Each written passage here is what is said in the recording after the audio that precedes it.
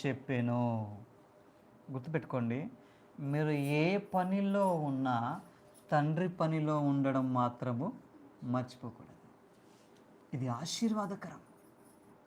ఏ పనిలో ఉన్నా, ఉద్యోగం చేసుకుంటున్నావా చేసుకోండి, ఇంకా వేరే పని చేసుకుంటున్నారా చేసుకోండి.